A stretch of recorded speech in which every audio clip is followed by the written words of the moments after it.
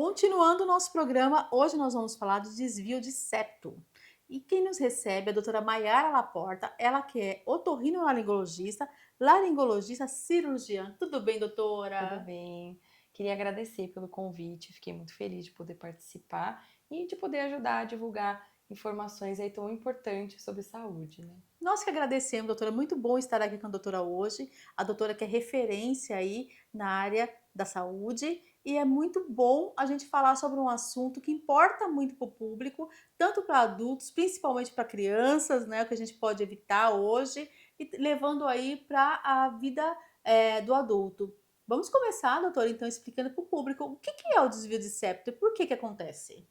Então, vou começar falando, na verdade, sobre o septo, né? Então, para a gente entender por que ele acontece e o que é essa estrutura. Então, o septo nasal, ele nada mais é do que uma parede, uma estruturazinha que divide os dois lados do nariz. Então, se a gente coloca cada dedo aqui bem na entradinha do nariz e mexe numa parte bem durinha que tem aqui na frente, que mexe, né, um pouco, é a própria cartilagem do septo. O septo nasal, ele é formado por uma parte de cartilagem e uma parte óssea.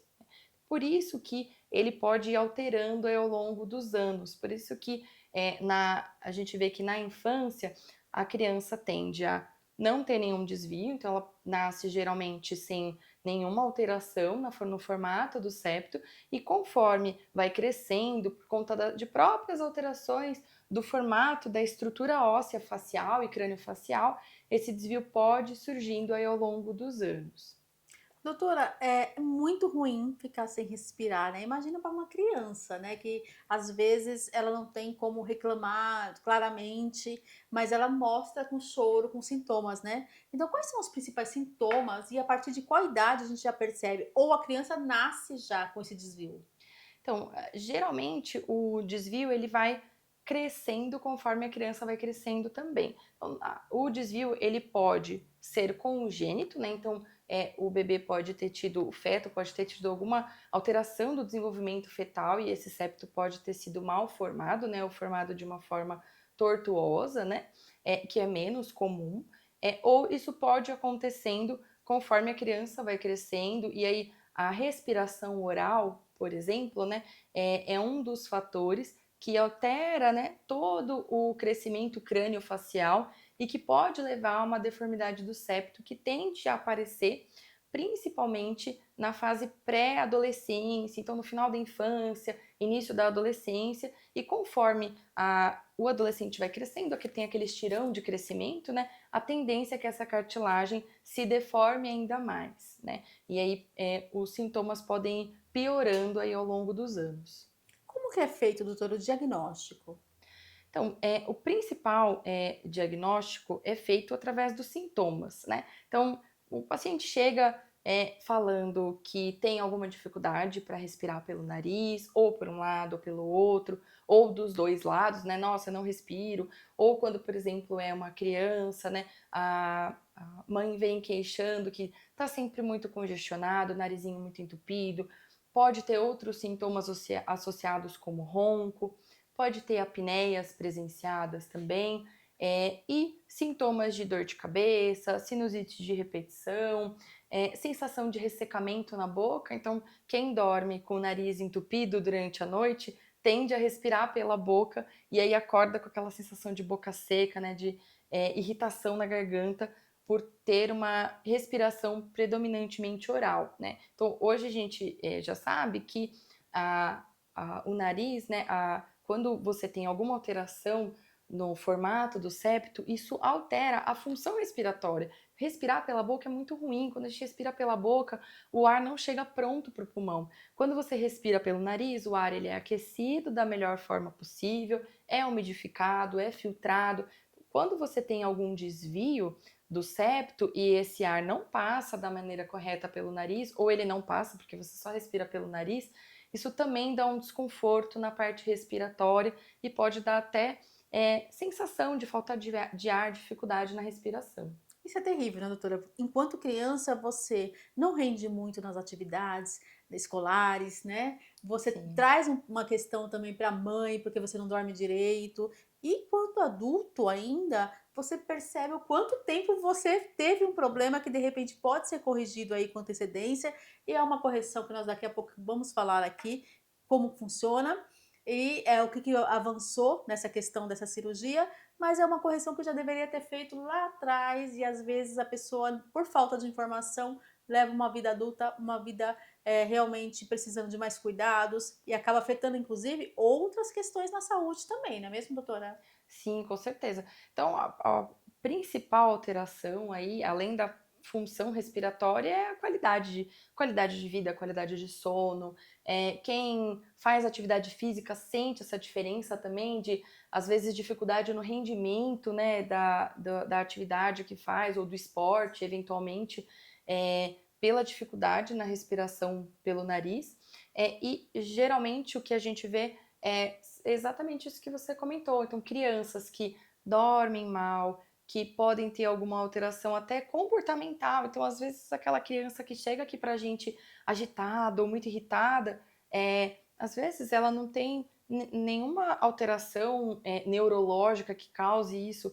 Às vezes ela pode só não estar dormindo, não dorme bem, não consegue ter um sono apropriado, não consegue fazer com que as suas funções cognitivas, com que o seu cérebro funcione adequadamente. E no adulto acontece a mesma coisa.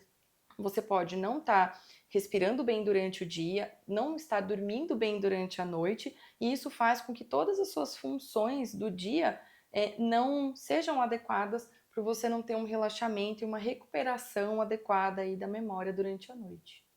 Doutora, quando a gente fala um desvio de septo, a gente já imagina também na questão na frente, né? Porque a questão estética.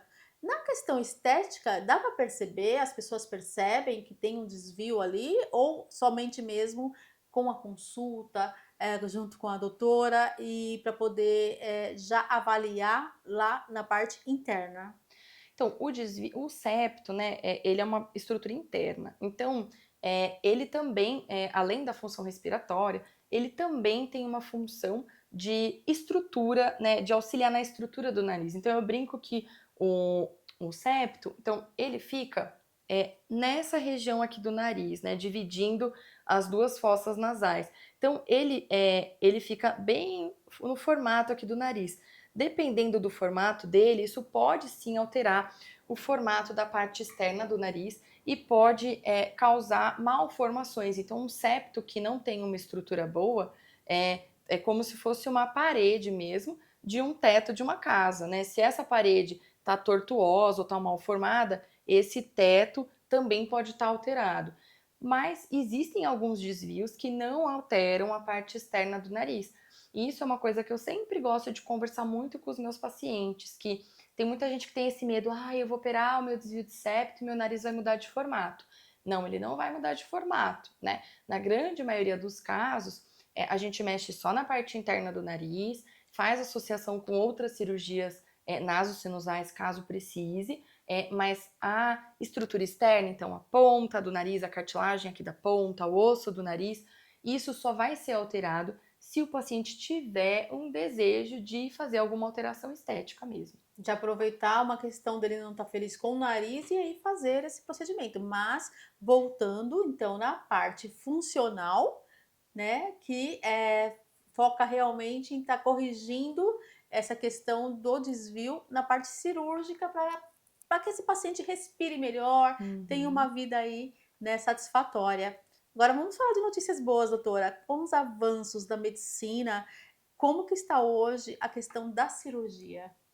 Isso é uma coisa que a gente vê que mudou bastante, conversando principalmente com pacientes que às vezes operaram há 30, 40 anos atrás, né? Muita coisa, felizmente, já mudou, né? Que Então, bom. hoje a cirurgia ela é feita toda por dentro do nariz, sem nenhuma alteração da parte externa, né? Então, você não sai com nenhum corte, nem nada, é tudo por dentro do nariz. Hoje é feito através de vídeo, né? A gente usa uma ótica, que é uma câmera, né? Para avaliar e fazer a cirurgia por dentro do nariz. Isso, e além disso, hoje em dia a gente tem muitas coisas, né? A gente tem um preparo pré-operatório mais adequado, então você faz todo o preparo, os exames, avaliação com outros especialistas, tudo isso para preparar para a cirurgia ser mais segura.